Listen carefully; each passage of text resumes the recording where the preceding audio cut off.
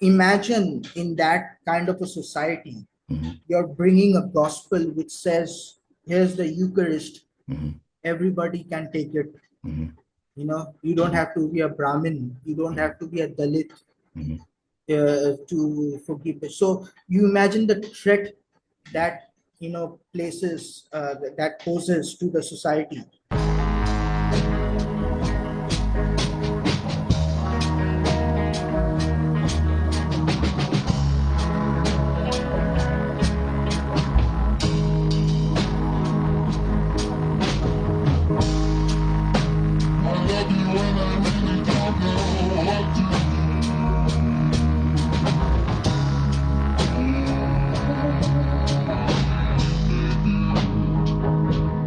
All right. Welcome to another Bright News discussion. And I'm here with a special guest, man. This is one of my favorite guys to talk to and get information from and knowledge. So that's none other than Surit Dasgupta, man. So, Surit, how you doing, brother? I'm doing great, Shannon. What about you? I'm good. I'm good, man. Yeah. So, is it hot over there? Is it summertime in India for you? It's monsoon time right now. Oh, really? So, Okay. yeah, thankfully, the summertime is passing away. Okay. So, nobody likes the summer here. Everybody's sweaty. Yeah. Everybody's like, hot. So, Mhm. monsoon is cooled down the temperature a bit. So, Okay. that's welcoming. So, Okay. And and yeah. it- and and so the monsoon that brings in what, the rain and Yeah. cooler weather. Okay. Yeah. Rain, a little humidity, but lots of rain. Okay. Lots of rain, yeah. Okay. And monsoon will soon give way to winter. Okay. Okay. Yeah, Ooh, ooh, man. All right. Well, yeah, we wanted to talk today about something that sort of interesting here, and that's Christianity in India, right? And yeah, sort of how Christianity is sort of affected or is still, having some kind of effect on the Indian culture, right? And Indian uh, ways of thinking, and everything. And so I'm just wondering, maybe I guess the first question would be, you know, what would you, what is the response from a lot of Indians who are, you know, who are Christians? Like, what would they say about Christianity living in a country that is not predominantly Christian? It's a minority religion, I believe, right? Yeah. yeah, yeah. Well, I mean, it depends on your perspective, right? Like if you look online and if you look at the influencers and social media and all of that, you might get the impression that a lot of Indians are hostile to Christianity. Hmm. But the reality is, like, that's a very tiny segment of the population. Okay. A majority of Hindus, like majority of Indians are Hindus. So, Hmm. majority of Hindus actually don't have a problem with Jesus. Hmm. Uh, if you walk into a church, any random church, typical Catholic churches, and these kind of like big church buildings. Hmm. If you walk into these churches in India, you'll find more Hindus there than Christians. Wow. And Yeah. the reason for that is because a lot of Hindus see Jesus, are actually attracted by Jesus. Hmm. They see Jesus as a kind of, a Gautam Buddha kind of figure, Hmm. and they don't have any problems praying to Jesus Hmm. because Hindus typically have what's known as a bhakti mindset. Okay. A bhakti is a devotee, Okay. right? Hmm. So a devotee is like, uh, if they see some guru who is speaking in the regular language of the people, Hmm. local languages, and not being like holier, too holier than thou, don't Hmm. touch me, that kind of thing. If Hmm. if if if any Hindu sees that kind of a figure, an approachable figure, whom they feel that they they can answer their prayers, Hmm. Hmm. they'll do it, Yeah. and you'll see a lot of, like, in where I live in Bengal, the state that I live in, there's a lot of Hindus who keep pictures of Jesus right beside Hmm. Hmm. the images of Hindu deities. Hmm. So Hmm. they don't mind Jesus Yeah. normally. uh, yeah, Yeah. So do they, so that they, you said they see him more of as a Buddha figure, or sort of like the yeah, reincarnation of a Buddha or something like that, right? yeah, exactly. One of the avatars, if you will, of God. Right. Okay. Okay. Yeah, Okay. And so with that, because I've seen that before. I've seen like maybe movies or something like that, or shows, or even, because yeah. like you have to understand what is Hinduism. Hmm. Hinduism is not a very codified religion. Hmm. You get what I'm saying? It's not Yeah. codified like it's like you would say Islam or Right. Christianity or even Right. Buddhism. Yeah. Hinduism is basically an amalgamation, like a what would you call it? A coming together of various belief systems Right. that have developed over the ages, Right. that have developed over the history of India. Right. So like It's almost you can. it's almost similar to maybe what you might say of like a pre-Christian religious, ideas. Like the Greeks, Yeah, would say, okay, I have my patron god, or the city, the city has a patron right. god. We recognize that there are, are other gods, but that, like, this is our main one, or something like that, right? Right. It didn't even have that name. You're right with the, like, how the Romans uh, appropriated the beliefs of the Greeks, that kind of thing. Hmm. So Hinduism, this thing called Hinduism, did not even have, like, it did not even know itself by that name, Hinduism. Hmm. That's like it was given to it by because of the river Sindh. When the invading armies from the west came Hmm. over to India, they identified the people of India as the people of the river Sindh. So, like, Okay. Sindh, Hind, and that's why how Hinduism, the name came. Okay. So a lot of Hindus nowadays, the Hindu nationalist types, Hmm. they like to say that Hinduism is actually Sanatan Dharma, which is like universal religion. Okay. Mm. You know, Hmm. so that's like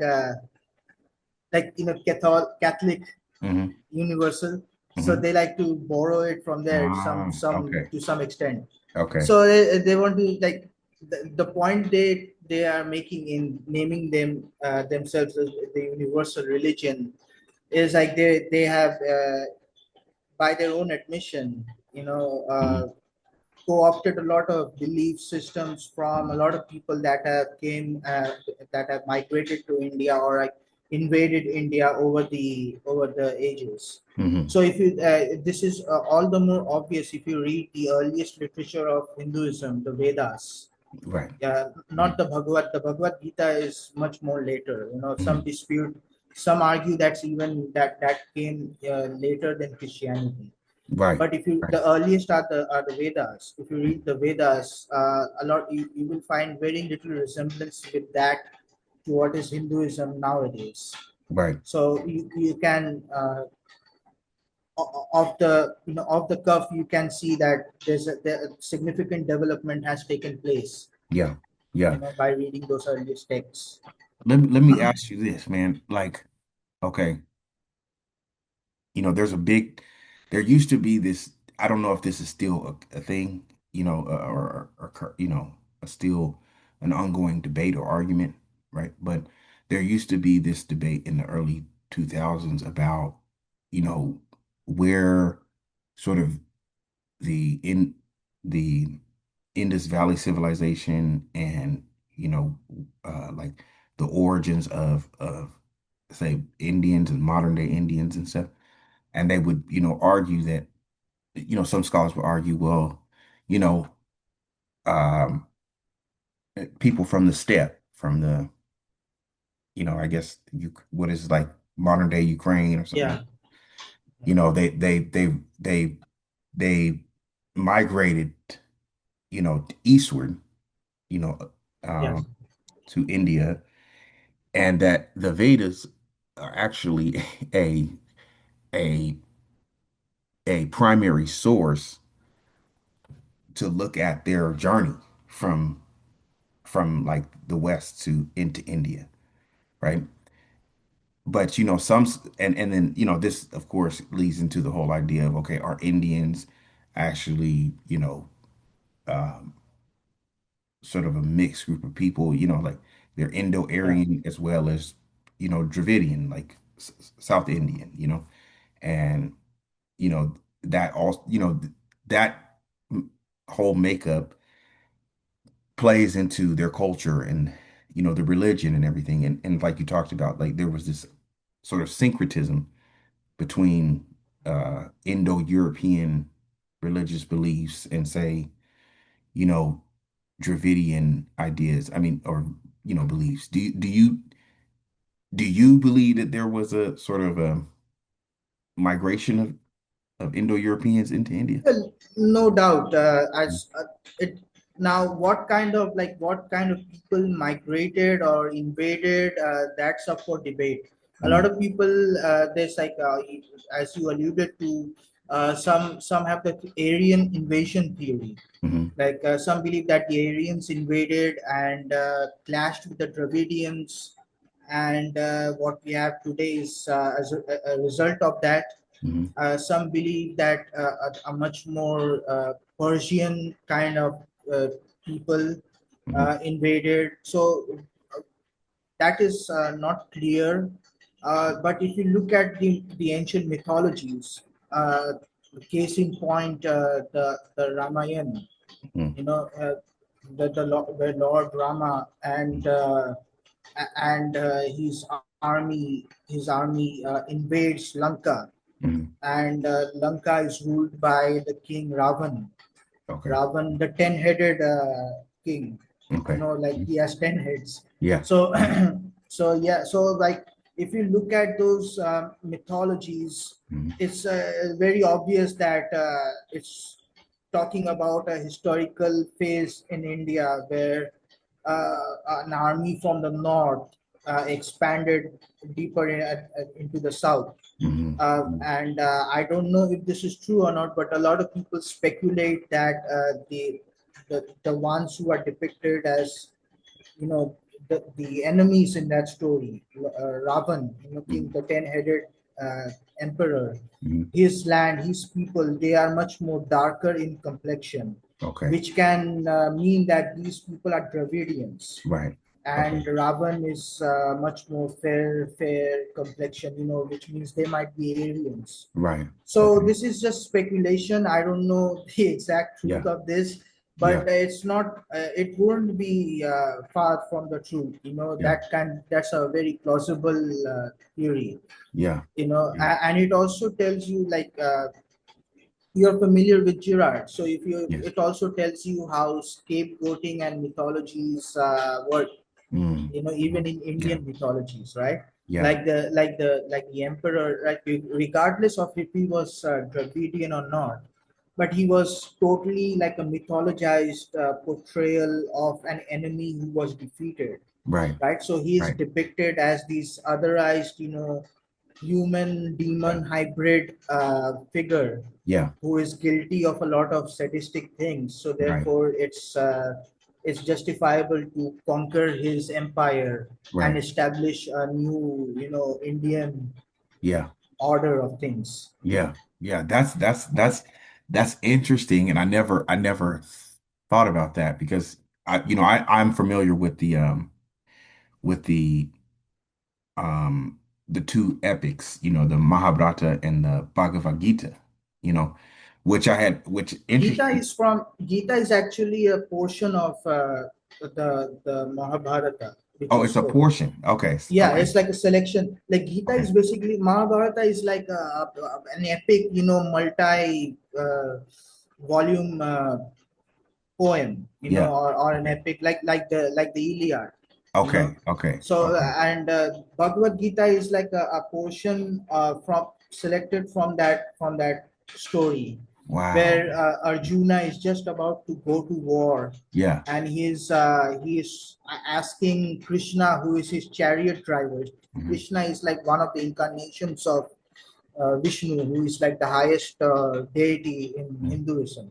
Hmm. So he is asking Krishna, who is an avatar of God, Yeah. basically. He is Yeah. asking Krishna, shall I kill all these people who Yeah. are facing me in the battlefield? Hmm. Because a lot of these people are members of my own family. Hmm. And Krishna is like telling him the meaning of life, reincarnation, and all of that thing, and in those things, he's also telling him that you should go and kill your enemy, because that's your duty. That's Hmm. your duty as a soldier, Okay. right? To kill without question. To Right. so Right. that's what the Bhagavad Gita is. Wow. Wow. So this whole thing of duty, right? And the concept of duty, where would you say that is coming from a Hindu perspective, right?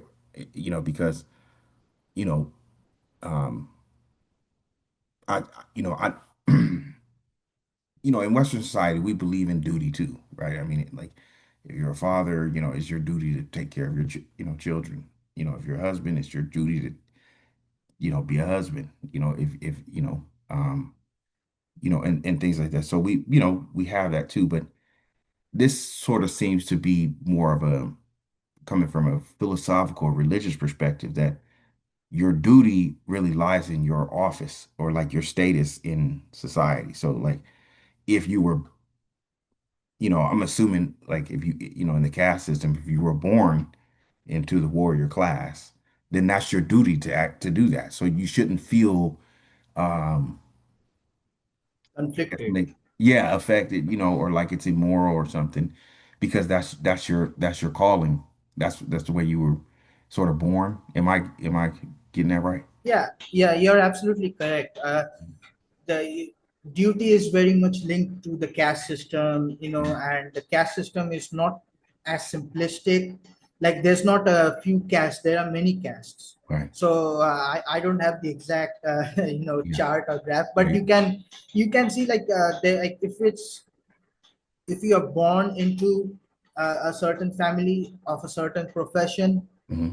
that's your caste, and therefore that's your duty. Hmm. Hmm. So a lot of Hindus would like to argue that caste system is not intrinsically evil, because all societies have hierarchies, all Right. societies have and like their roles. Right. Like if you go to Japan, Yeah. there's you have to play a certain role, Right. right? Right. You have a role in society, and you should not deviate from the role. Yeah. And the Japanese, like Indians sometimes will say that it's very important that you fulfill your duties and your roles, because if you deviate from your role, uh, you are sort of creating a chaotic chaos in society, Hmm. right?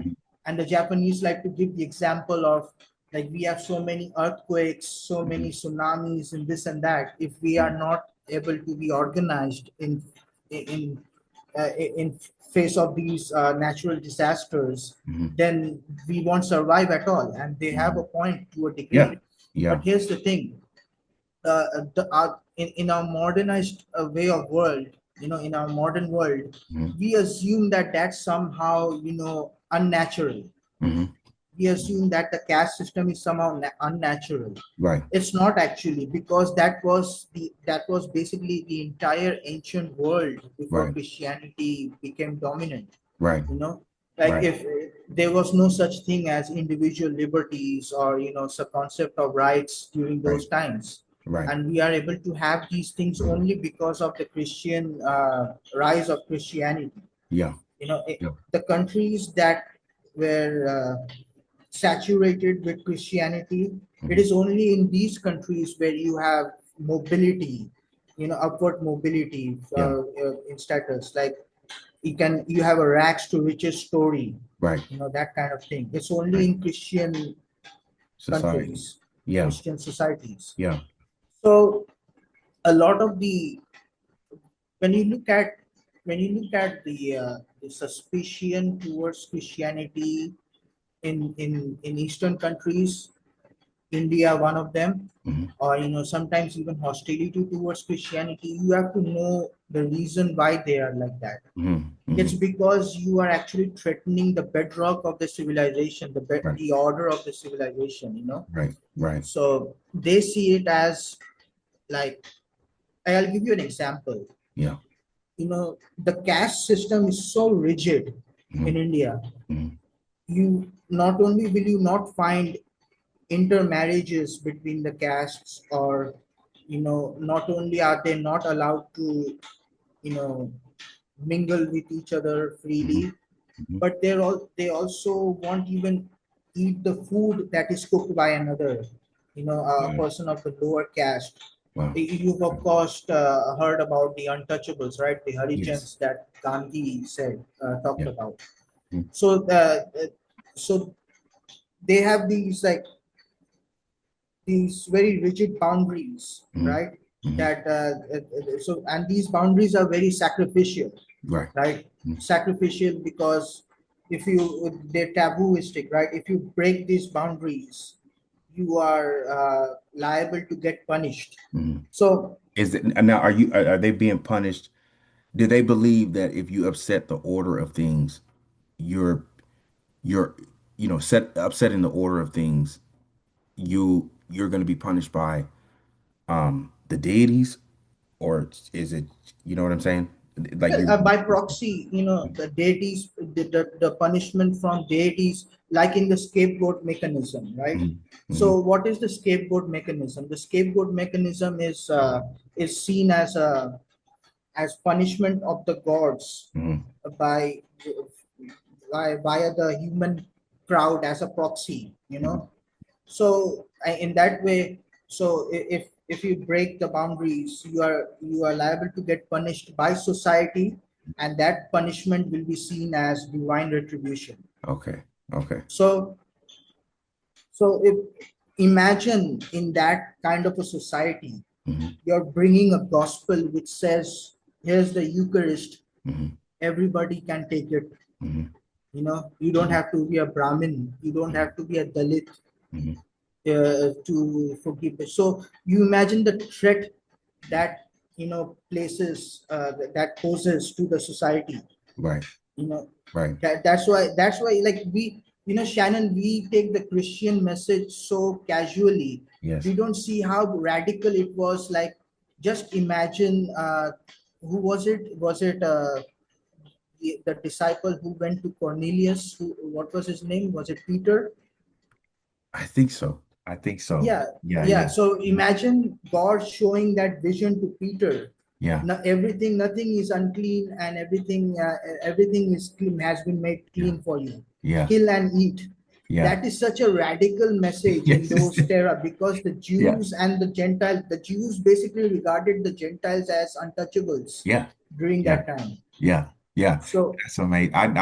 I didn't, you never really sort of, it's like you said, when I suppose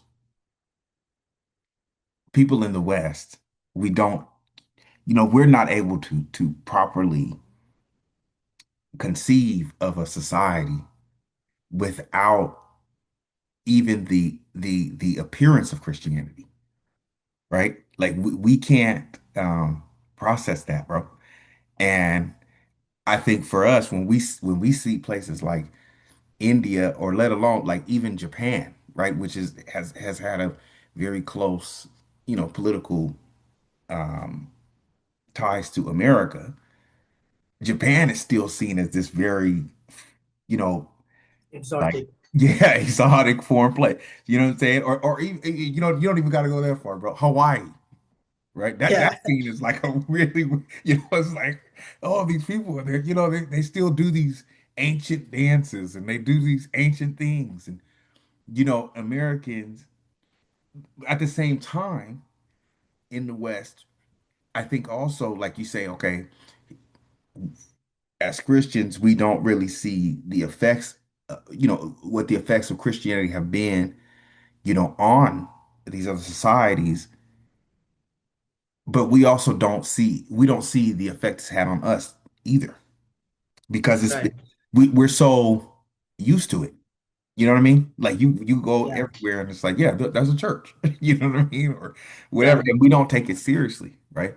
But when you hear something like what you said with the whole thing of like, you know, Christ coming in and establishing this whole thing of, everyone is a son or daughter of God, right? And you have to believe in me, right? And believe that, Yeah. that I am the way, right? And that, this is my my this is truly my body and my blood, right? That everyone can partake in. Sounds so what's the word? That sounds crazy. You know what I mean? Yeah. To a society that, you know what I'm saying, just can't process that. And I think in the West, because that's something that we have um, been sort of debating over and talking about and and everything. Um, the true presence, of Christ in the body and blood, and that everyone can participate in this, you know, a liturgy, and the Yeah. feast. We take that for granted. So that's what I was trying to say. The West, we take it for granted, right? Yeah. But in places where Christianity doesn't exist, they take it as like a threat. You Yeah, know? yeah, it depends, bro. Like, so they take it like I was referring to, like those Indians who take Christianity as a threat, Yeah, the nationalist, the Hindu nationalist types, yeah, yeah, they take it as a threat because of the reasons I just talked yeah, about, right? yeah, yeah. But there are, on the flip side of that, there are those Indians who clamor, who yearn for Christianity Hmm. because of exactly the same reasons I talked about. It's a Hmm. liberating experience for Hmm. them, Hmm. you know, Hmm. because those people don't have to be, it's like the Japanese, Yeah. like for the Japanese society, shame Hmm. is like the most it's like the worst thing you can imagine. Hmm. If the society shuns you, Hmm. or Hmm. like shames you, Yeah. it's like the worst thing that you can imagine. Yeah. It's the same thing in India, Hmm. like if you feel neglected, like a lot of the lower caste people, who were some of the most numerous converts to Christianity, by the way, Okay. the lower caste people, Hmm. uh, they convert to Christianity sometimes, in spite of the threats, they it, despite being lower caste, Hmm. they can still get imprisoned or Okay. beat up on by other Hindus, Right. even by their own, even by, like, let's say there are two lower caste people, me and another person, right? Yeah. And if, let's say, if I convert to Christianity, Hmm. that other lower caste person might beat me up because of that, you Wow. know so Wow. it's like a very dominant, submissive kind of like programmed thing that's Yeah. been built into society, Now, right? now, now, Yeah. now, let me ask you this, because you're saying that, right? Now, because India has, I think, different denominations of, Christianity, right? Okay, so when you're saying that, like there's a you come from the same caste, but say one Indian, the one guy might come from the more, say, like he might be a Malankara Christian or something, right? And the other Indian is like, say, Protestant or something. Does that sort of create this sort of friction in the sense that, like, the Indian who belongs to the sort of more traditional, Christian tradition, do they look down on the Protestants or whatever? You know, I mean, Westerners Right. do that shit too. You know what I mean? Like, Yeah. oh, well, you're not a Catholic or you're not Orthodox or well, you're not a Lutheran, you know, or Pentecostal, so you don't, you know what I'm saying? You're not the right Yeah. kind of Christian. Yeah. It's a little bit complicated, but I think you are correct to like this is something that has unfortunately goes on in Mm-hmm. certain parts of India. Mm-hmm. Like we spoke about the caste system. The caste system exists in some part of India, even amongst the Malankara and the Catholic churches. Mm-hmm. Mm-hmm. Not so much in the Protestant churches. Okay. Mm-hmm. So the reason for that is uh, when some of the earliest missionaries came, I'm not talking about the missionaries from say Saint Thomas's time. I'm talking Mm-hmm. about the missionaries who came later on, like the Portuguese missionaries, Mm-hmm. uh, The Jesuits. Jesuits, Mm-hmm. those kind of people. Mm-hmm. Uh, it was kind of like their strategy to convert first the Brahmins Mm-hmm. into Christianity, Okay. because their logic was that uh, if you if you convert the dominant Yeah. ca- The dominant upper class of class. people, the upper class, Mm-hmm. then others will follow them. Okay. Mm-hmm. Well, they did convert a lot of people, but what unfortunately ended up happening is uh, even today you can see uh, in some of these churches there's Brahmin Mm-hmm. Christians Mm-hmm. and Dalit Christians, Okay. Mm-hmm. and they have segregated places of worship. Wow. Okay. So this is like this is unfortunately exists in India. Yeah. Yeah. But thankfully, thanks to, and we have to give the Protestants some credit here. Mm-hmm. Mm-hmm. Thankfully, the Protestants, when they came over here and when they started preaching the gospel, Mm-hmm. the caste system was confronted by a Mm-hmm. lot of Christians, in churches, and it's being discouraged nowadays a Right. lot. Right. Right. Right. Right. Yeah, it still exists, but Yeah. there's a lot of like confrontation towards it. Yeah. Yeah. Yeah. So go like talking about Girard, and everything, like with Christianity, the way that I see this man is kind of like the West has sort of already kind of gone through this process. I suppose what I'm thinking here, that the West has already gone through this process, of caste or whatever, like Yeah, I mean, because it was that way with in America and in Europe and stuff, like people who were considered, I mean, if you weren't white, and then on top of that, if you weren't white aristocracy, you weren't yeah, allowed to sit in the church in the front, or, yeah, you had to sit in the balconies, or they would like put another church, what I'm saying, for you to go to, right? And so, you know, we see that as like, India is so, America, oh, India is so backwards, you know what I mean? But my thing yeah, is like, I think it's a process. They're going through, India is going through a certain process that, you know, and this is in Africa too. You know what I'm saying? Like, you got to be real about that. yeah, It's probably in other Asian countries as well, that they are going through this process of understanding Christendom, right? And understanding Christianity, and sort of, uh, you know, the teachings of like charity and, forgiveness, right? Not not retribution, right?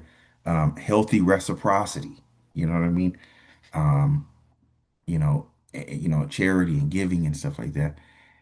So, I know people have strong, views about certain things that go on in the in the Middle East, and in India, South Asia and Asia and everything in Africa. But you were saying that there's a lot of Indians who are feeling more comfortable moving in, coming towards Christ. And I wonder if that's, it's almost like just a slow process. More and more people want to know, they're interested, there's sort of you know, um, they feel freer, or liberated and stuff like that. Yeah, And is there any like a crackdown on that or something? Like, you know what I'm saying? Because you say, well, they're yeah, upsetting the order. So yeah. Yeah. There are like and some states towards the north especially Hmm. have this thing called anti-conversion laws. Okay. So in some of these states, and we're talking about some of the most populous states in India, Hmm. like in the north, you cannot convert to Christianity. It's Wow. forbidden by law. In Wow. fact, like most recently, it's like a big story here in India. I don't know why it has not gain worldwide attention. I hope it does, Hmm. because that's one aspect of India that a lot of Westerners don't know, Hmm. and they should know about this. Okay. Two Catholic nuns were arrested Okay. and detained. Even now, they have been arrested simply on the suspicion, not because they have any hard evidence or anything, Yeah. but simply on the suspicion that they were converting some people. Okay. And the suspicion was there because they were carrying these pocket-sized Bibles with them. Hmm. Hmm. Okay. So you can just imagine, like, Yeah. the level of crackdown. Yeah. And there are multiple videos online. If you search for it, you can see it, Hmm. of Hindu mobs Hmm. breaking into churches Hmm. and threatening people Hmm. to, disperse, Hmm. or gathering outside of congregations and Hmm. threatening people to disperse. Hmm. So there's a lot of mob vigilante going on. Yeah. Uh, and the police are, like, by law, it's not allowed for mobs to, do things like these, but the police often turn a blind eye to these Hmm. kind of incidents. Right. Right. And it just proves what I've been saying. Yeah. It's because these people, they're not doing this out of anger, or Right. they're not doing this because they feel superior or anything Yeah. like that. They're doing this because they feel threatened, Yeah. Yeah. for the Yeah. things that I said, because Christianity in large part has, destroyed the caste system Mm-hmm. generally, because even today it has made it like, you have let's go back to the 19th century, Hmm. right around the time when the British were solidifying their grip on the entire country. Hmm. Hmm. So during that time, they made it illegal for certain things, Hmm. and one of those things was discrimination on the basis of caste. Right. Hmm. Uh, so they and I'll have to give credit to a lot of Hindus as well for Hmm. this. A lot of you may be familiar with the Bengal Renaissance people. Hmm. A lot of I these do. reformers, Hmm. Hmm. yeah, a lot of Okay. these reformers who were influenced heavily by Christianity, Hmm. who read the Bible, who read Western literature, Hmm. and who saw how what an unjust thing this caste system is. Yeah. So they led the movement. The British had their back, Hmm. and they were successful in outlawing discrimination on the basis of caste. So Hmm. this thing, like, you could not find. So this is very important for our Hindu audiences especially, and Yeah. also for our Christian audiences as well. Yeah. You cannot find any such radical reforming movement against the caste system before the British arrived. Okay. during the time of the Muslims or the time of the Hindus, the Hindu empires, the Maratha Empire or the Cholas or whatever. Hmm. There's no Okay. such. Yeah, Okay. Now that you said that, let's talk. So, you know, th- so yes, you didn't find the ending of the caste system with the Hindus and the Muslims. Okay. Um, so Islam, came to India, what, in the, I don't know, 10th century, 11th century, or something like that. yeah, Late around that medieval time. ages. Yeah. Yeah. So did is do you think Islam had an effect on, like, it had no effect on the caste system in Hindu, in sort of Indian culture, in I a don't think positive so, light? Okay. Yeah. because we already mentioned about the caste system carryovers into certain Hmm. segments of Christian churches in India, Hmm. and there's also a caste system in Islam as well. Oh, wow. There's Okay. like this very funny because I know a couple of Muslim friends of mine Hmm. whose surnames or titles are Sayyid, Okay. and Yeah. because their titles are Sayyid, they say that we are directly descendant from the Prophet's Yeah. family. Yeah. When you Yeah. can Yeah. clearly see that they're not Arabic, Right. they don't come from that region. They're like Indians. Yeah. I'm like, dude, you're Indians. Your Yeah. ancestors were probably Hindus. What are you talking about? So there's like Yeah. these. It's not rigid. They don't announce it to everybody, Yeah. but you can, if you mingle with them, you can certainly see that there's like a pseudo caste system Yeah. within Indian Muslims as well. Yeah. Wanting to be part of sort of this sacred noble family, or Yeah, some having ties to, yeah, having yeah. ties to holy men, or yeah, stuff like that. So Yeah. during and also like to look at it historically, during the time of the Mughals or like the Delhi Sultanates, Hmm. the you still won't find any mass movement or any kind of organized campaign against the existence of the caste system. Right. So if the Muslims even had any intentions of abolishing the caste system, clearly they did not wish to go to beyond a certain extent with it, Right. right? Right. So if you were like, they would say, yeah, convert to Islam, Yeah. and you will be freed of caste. Hmm. But this is different with it was different with the British. The British did not, whether you were Hindu, Muslim, or Christian, they did not allow this period, Hmm. regardless of which religion you belong to. Hmm. A lot of Hindus and a lot of Indians in general like to scapegoat the British Hmm. for some of the ills of the society. Hmm. But like, there's a lot of things that they should give credit to the British for, Yeah. because these are like, Indians are able to say that we hate this caste system. It's like a backwardness that exists in our society. Hmm. They're able to say that because it was the British who made it possible for them to say Yeah. that. Yeah. you know Yeah. That's well, and that's the thing, right? That's you will say, well, yeah, sure, Christianity was packaged sort of in an imperial, you know, Right. as an imperial gift, right? No, I mean, But to be you fair, know, yeah, I'm just giving. I'm just looking at it, or I'm trying to look at it objectively. yeah, I'm not right, saying the British were completely, like, saintly or yeah, anything like that. yeah, Obviously, they sort of undermined Christianity in a lot of ways. right.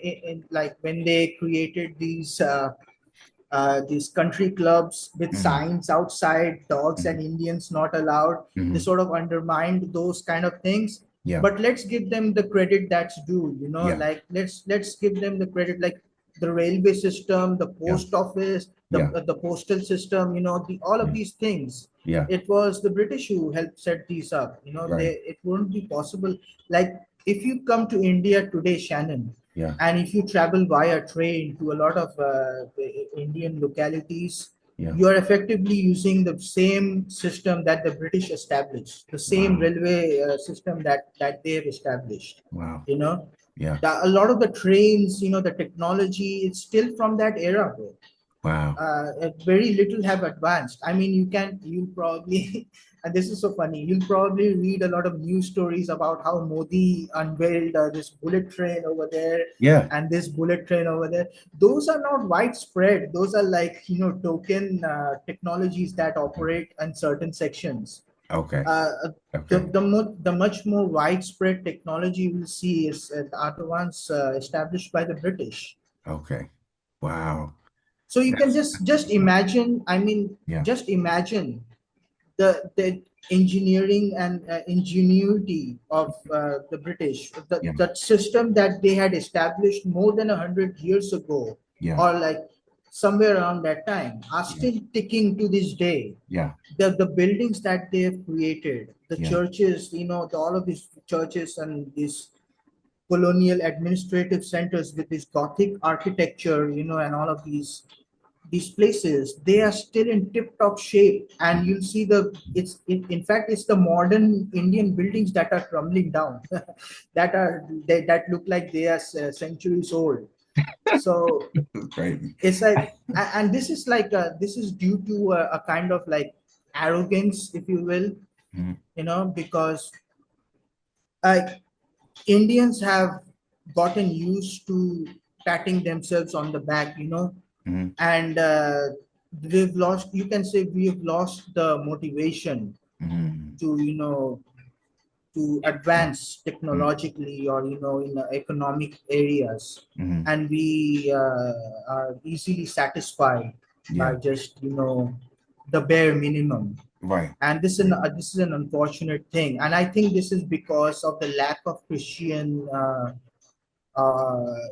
you know undertaking, the lack of engagement with Christianity. Yeah. Because the entertainment and the media that Indians are exposed today Right. are largely secular media, Okay. Okay. that try to teach, that try the secular media that teaches that you are okay just the way you are, your Mhm. culture is Okay. okay just the way it Yeah. is, Yeah. you Yeah. Yeah. know And like, like having a heavy critique of like Western society coming yeah, in to bring their values and stuff like that. yeah, But that's funny because I'm like, okay, uh, it's kind of like cherry picking, right? Because you know, they like they like the Hollywood stuff. They yeah, even got a name for it, Bollywood. yeah, So yeah, they like all that stuff. You know what I mean? All that right there. You know what yeah. I mean? I Song remember and dance. this movie, you remember that movie, Monsoon Wedding? Have you ever seen Yeah, it? yeah. I mean, I've heard of it. I've seen some portions of it, Yeah, but I haven't, yeah, like, I haven't watched the entire thing. But I get what you're saying. Yeah, yeah. They like all the poppy stuff, all the glitz and glamour, I guess that's what I'm trying to say. You know what I mean? right. Um, which American culture and Western culture did try to do that. I mean, that was the whole thing of the entertainment industry. Like we wanted to influence. That's how I think Americans influenced the rest of the world was through Right. entertainment, right? That was our gift to the world, right? And over time, yeah, it became destructive and stuff like that. And then, you know, yeah, academically, I would say you're right because one thing is that a lot of academics in the West, you know, they praise other religious traditions. Yeah. They say, Hindu, and I remember, man, there used to be, there were all these professors, Columbia and Yale and, Stanford and Harvard, and they'd be doing all these studies on the ancient texts and I mean, it's not just the academics, bro. It's like, uh, just think about it. yeah. Indians, Hindus Hmm. are free to propagate their religion freely in Yeah. the United States and the United Kingdom. and we eat it up They like it's we love it. yeah, it's like there's so many. Yeah, like we would. I would stand like when we were kids. I would stand in the street corner and laugh whenever I see white people with Hare The Rama Hare Hare Krishnas, Krishnas the and Hare jumping Krishnas, dances. bro. Don't Yeah, laugh Hare at the Hare Krishna. Krishnas, bro. Yeah, yeah. It's like, but like that. The point I was trying to make, brother, is that you can the they to the extent like the Western countries look at Christianity much more suspiciously than these Oriental religions, Yeah, yeah, And on the flip side, India is very much like the opposite of that. yeah, yeah, Like they look at Christianity suspiciously, yeah, and so you can see like the one-sided way. Like it's not an even playing field. That's what yeah, I'm trying to say. yeah, So yeah. and that's because of the generosity and the tolerance Hmm. that Western civilization inherited from Christianity. Hmm. Hmm. Yeah, yeah, yeah. And I notice when I see a lot of the, uh, Westerners who like they want to be a part of the, Krishna movement and everything. There is this sort of like equating him to Jesus, you know, very Yeah, kind, very giving, you know, only difference is he has blue skin, you know what I mean? So, there yeah. is this sort of, That blue skin, by the way, that's not actually blue skin. That's dark skin. So that's really, like an artistic. Yeah, Krishna is his name. Another name of his is I forgot the name, but it means the dark skinned one, the dark oh, complexioned one. So he's okay, actually dark skinned. okay. I don't know why they painted blue. Maybe they're afraid of portraying him as dark skinned in artistic Mm, images. I don't know why, yeah. but that's actually the real intent. It's Wow. I never knew that. That's interesting. That's interesting. yeah. Wow. Wow. Wow. Yeah, man. Okay. Okay. So He's not now blue skinned like those creatures from Star Wars, Star Trek. Like blue skinned aliens. they're not really they're not he's not an avatar like the Avatar movie. Yeah, yeah, Yeah. yeah, yeah, I got you. I got you. I got you. So now talking Girard, man, talking mimetic theory, and anthropology and everything, right? Um, because we talk about Christianity, and Girard takes the whole thing of like when Christians debate the whole thing of the Eucharist, and eating of the bread yeah, and everything, he said, Christians are right to say, because they say, oh, why would you eat, you know, the bread if it's a real body, if it represents the real body or if it's really the body of Christ, right? Isn't yeah, that cannibalism? And Girard yeah, would say Christians are right to say it is. It yeah, sounds taboo, right? It sounds right. taboo, but it's only because um we have we're not because we don't live in a pre-Christian society. So it just sound either we haven't paid attention to it enough because we were born into that. We were born into that. And that's everybody here, they say, okay, yeah, this is the body of Christ, this is the blood of Christ. But we, like I said, we take it for granted. It's like, yeah, that's the body and blood of Christ. But when you stop and think, like, oh, I'm eating the flesh of Christ, right? I'm drinking his blood. You know, does that does that hit home with say people in India, like recognizing that, like, okay, this is the body and blood of Christ. It's not just a symbol. It's not just a, you know, um, I mean, how do they feel about that? Like, what is the, It feels like a complete, for me at least. I can only guess as to what others think. yeah, You have to realize not many Hindus know about the sacraments deeply that much, okay. but those who do know, I was one of them. Hmm. It's a complete reversal of what goes on in Hinduism. Hmm. So in Hinduism, like I said, it's a sacrificial religion. Hmm. There are many historical instances of human sacrifices that occurred in Hinduism. Some Hmm. of these temples you can still see today. Hmm. So in Hinduism and in generally in Hinduism, you have this concept of prasadam, Okay. right? Prasadam means offering, Okay. offering to God, Okay. right? So in some areas of some instances, historically, those offerings were literally human Hmm. sacrifices. Hmm.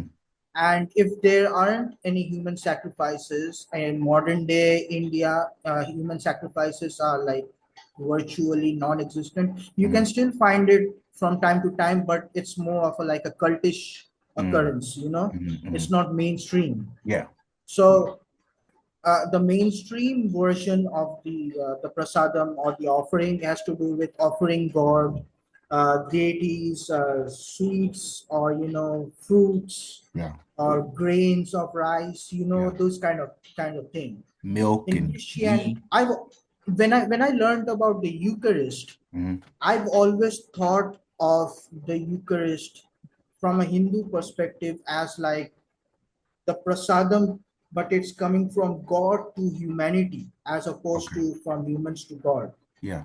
So it's like the Eucharist is Christ offering himself to Yeah. human beings. Yeah. Like Which this I is mean, this is I mean, theologically, I mean, and I mean, he is in a, right. in a Christian sense, he is offering, The- yeah, he you is know. offering, and theologically, I'm just generalizing here, so don't feel free to correct me. Hmm. But theologically, like during the course of the liturgy, the priest offers the bread and the wine Hmm. to God, and though that bread and the wine is then transformed Hmm. into the body and blood of Christ, right? Yeah. The So transubstantiation.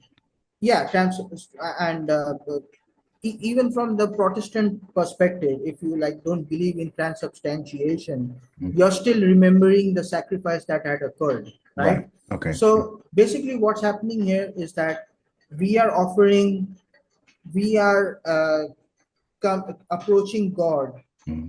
like the pagans of old, Hmm. and we are giving the like the Hindu offers prasad Hmm. to the deity. Hmm. We are offering the bread and the wine, right? Okay. Hmm. Hmm. But God, what he does is he transforms our offering into his body and blood, right? So this is just me speaking here, and I'm sure a lot of wise Hindus will also be able to make this connection. No such transformation occurs in Hinduism. Okay. In Christianity, like this is the beauty of Christianity. Is this is how we really know Christianity is a universal religion. Hmm. It's because in Christianity, what we are offering to God, God is redeeming that offering, and He is able to redeem us through that offering. Okay. Okay. You get Okay. what I'm saying? Yeah. So That's a good one. so this is Okay. how the even the old sacrificial religions Yeah. or the ancient sacrificial religions are redeemed by Hmm. Christianity, by Christ. Hmm. Christ Hmm. redeems. He takes away the sacrifice. He takes away that element of the offering Yeah. which makes us the sacrifice, Yeah.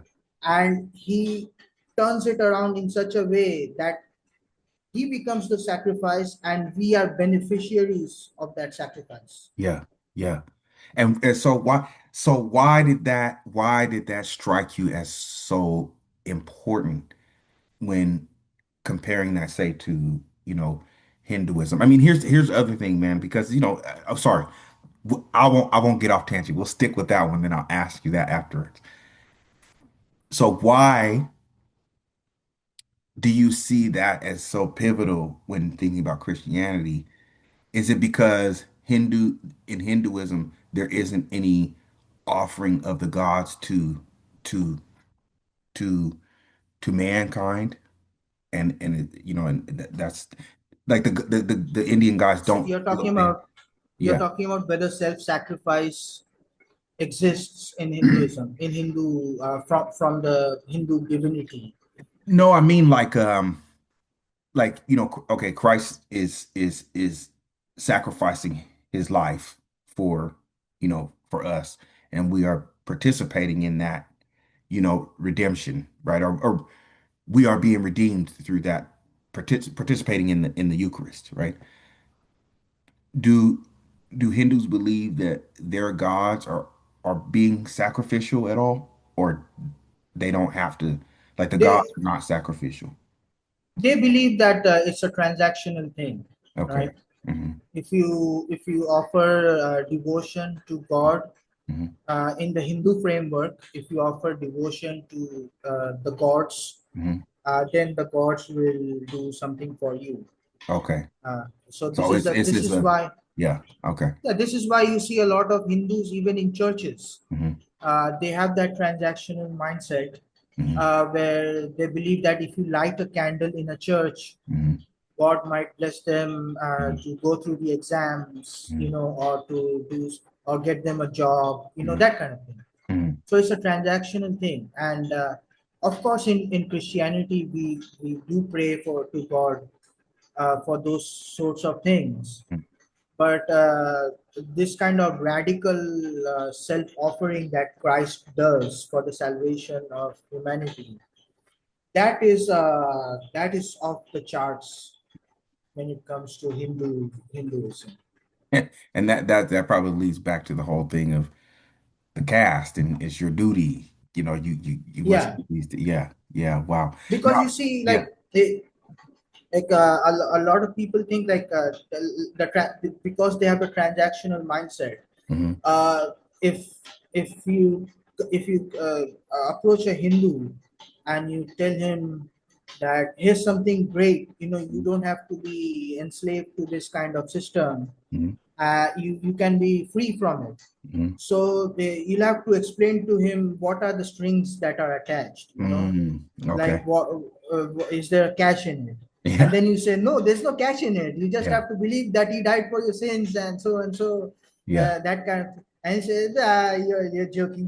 Tell me what you're really what you're really selling me. Yeah. Yeah. Like, do I have to sell part of my soul? Do I have to do so many things? Do I have to do so many prostrations or Right. whatever? You Right. know, so that the absence of that, it totally, It's not there. Right. it's Right. the absence of this transactional mindset. It flies over the head of Hindus. They Right. can't Right. they can't they can't comprehend it. Yeah. They don't believe any. They said nothing is free. Yep, nothing is free. Yeah. Yeah, yeah, yeah. Well, that's how I'll tell you what. That's how a lot of Americans believe. We're starting to think that now. It's like, nothing is free, man. And he says it's like, to be fair, it's not something that is new. It has always existed in Yeah, human beings. It's part yeah. of our fallenness. Right, right. It's because we are fallen, that we expect that like we have to be in servitude or indebted to somebody to be beneficiaries or Yeah, something. And yeah. that's the thing. That's if you look at it anthropologically. Let's Hmm. take Japan, for instance. Hmm. An Indian society has this too, to an extent. Hmm. In Japanese societies, if you screw up, that's a big no-no. You bring shame not only upon yourself, but you bring shame upon your entire family, your Hmm. entire lineage. Hmm. If you, let's say, make a blunder at your workplace, Hmm. you bring shame on your entire family. Okay. That's what they have. Yeah. So in that sense, a lot of pagan societies, I suppose, can technologically progress. Hmm. But the thing that makes it easier for Western societies is a concept of grace. Hmm. You know, Hmm. Even if you do screw up, you can still go to the priest and confess. Right. You can still, there's Reconciliation. there's yeah, there's like you're not outcast for life. Yeah. You're not completely, Yeah. expelled from polite society. There's still a way, and that's why, like, as hard as we go on the American culture from time to time, Mhm. one of the beautiful thing about American culture is the redemption thing, right? Yeah. Right. A lot of people do come back into like a lot of people do come back from being cancelled, Mhm. so and so forth. Yeah. They do Yeah. come back into good graces Yeah. of the There's general def public. there's definitely the I think there's definitely a sense of what's that passage? I want to say it's Luke 15. It's the prodigal son. Yep. Yeah. Okay. There's definitely that aspect. I think that especially um Americans, we kind of really take that seriously, that like, Yeah. you can have a new a new start, you know. And that kind of leads me to this question about baptism, right? And like, because Christians, we believe that, unless you're baptized, by water, that you're not um it's part of one of the sacrament, it's one of the sacraments, right, to be baptized.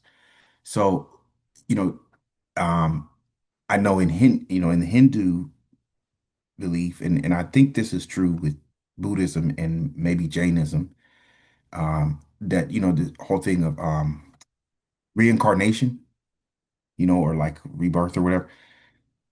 Does does when Christians are trying to explain to Hindus the whole thing of baptism and everything, do they often refer to like would they often refer to reincarnation, or to say like, okay, you if you're baptized, you have a new birth or something? Does that make sense what I'm saying? I don't.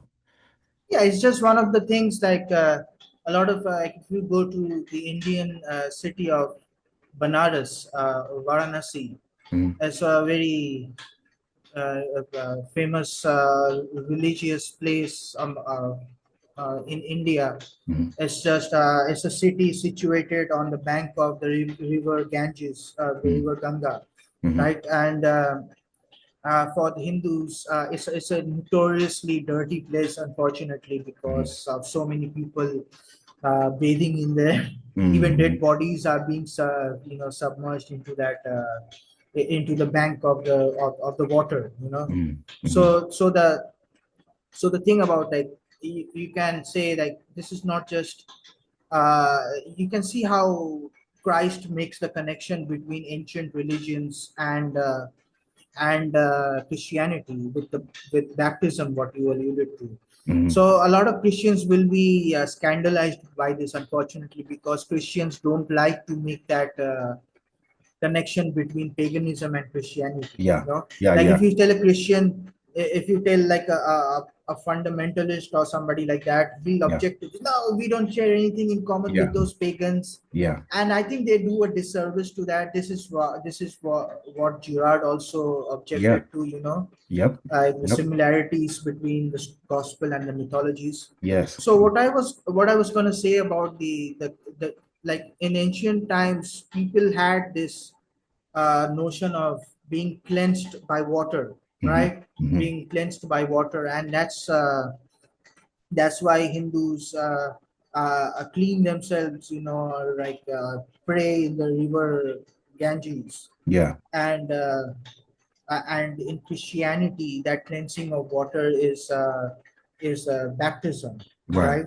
right, right, So, like I said, with the Eucharist, hmm uh, Christ, and we have to, like, be very, very generous, with the ancient religions in this.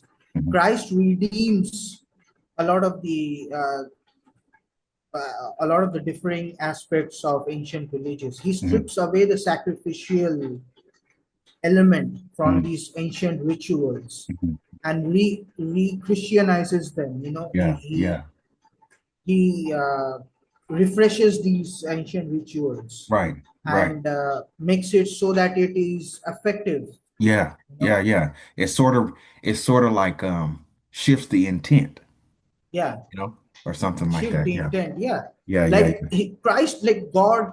for me at least, God knows the intentions of the ancient pagans. Hmm. Hmm. Like, yeah, sure, there is that sacrificial aspect of the ancient pagans where they are, they want to maintain the order of society, even if it costs them a murder or two, Hmm. Hmm. even Hmm. if it requires violence. But Christ knows the hearts of the ancient people. He knows the hearts of these people who had tried to reach out through him to various literature, poems, Yeah. what have you. Yeah. And he sees that, and he takes that, and he makes it brand new. Yeah. He completely redeems these things. Yeah. Like a lot of the saints in Catholic and Orthodox churches Hmm. bear pagan names, Hmm. like Saint Hmm. Dionysius, Hmm. like Saint Apollonius. So Hmm. like Lord, there are many. You can just find a whole Yeah. calendar of Saint them. Augustine. Say, yeah, like Yeah. these Yeah. are pagan names, but Yeah. Christ makes these names holy. Right. Like if today, if any one of us gets baptized, we don't say, that's a pagan name, I won't take Right. it. Right. No, we say that's the name of a saint. If Yeah. that name has been redeemed. Yeah. Yeah. Christmas Yeah. was like that. At 25th, they had winter solstice or Yeah. something Yeah. that got redeemed. It's no Yeah. longer a sacrificial holiday. It's a holiday where we celebrate the birth of our Lord. Wow. So that's how Christ redeems a lot of these pagan mysteries, if you will. He Yeah. redeems. He takes paganism. Hmm. He grabs paganism as it drowns in the ocean, and he brings it up, and he Yeah. makes the paganism brand new. He puts a fresh clothes Yeah. on it, and Yeah. totally makes him a handsome guy, Yeah. and attractive guy. Yeah. That's why, Yeah. like this Yeah. is literally true what I'm saying, Yeah. because look at these movies like Clash of the Titans, or Hmm. Thor, all of these movies. Hmm. Hmm. These, like, if you I bet you bottom dollar, like if you would be reading the classical mythologies as they were in the ancient times, Hmm. you would probably say, that guy is a serial rapist, Yeah. Zeus, Yeah. or like Thor or whatever. But now Yeah. they are like made, thanks to Christian culture, they have been redeemed in a lot of ways. Yeah. Yeah. And turned into heroes. Yeah, Yeah, that's true, man. What does the Bible say? Even though your garments are filthy or something, I will make them as white as snow. yeah, Yeah. yeah. Yeah. So Yeah. that's the thing, bro. It's like, that's why we shouldn't, like, that's what Girard asked, that we should not shy away Yeah. from making that connection between paganism and Christianity. Yeah. It's Yeah. actually to our detriment if we do Yes. that. I believe that too. I believe that too. And yeah, and that's true. He did say that because he said, Christians are they're very careful to not uh to not see the comparison because it seems too Yeah, taboo, you know. But my thing is just like, but that's the way that we got out of that. That's the way humans got out of that sacrificial mechanism. It's because Christianity was able to utilize, the the um it's pre the pre whatever pre cultures yeah, things and it's sort of universal because I mean if you think about purification you think about people bathing and stuff you see that in just about every culture they all yeah, bathe there's some sort of ritual cleansing with water you know what I mean kind of like a new birth and everything and then you talk about like the sacraments and how all these things become like they're sacred you know what I mean yeah. and all of that right and so yeah man I mean I really think that that's fascinating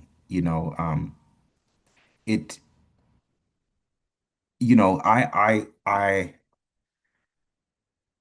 I wonder because we Westerners we're very we like we like the Indian culture. We like Asian stuff. I don't. We like anime.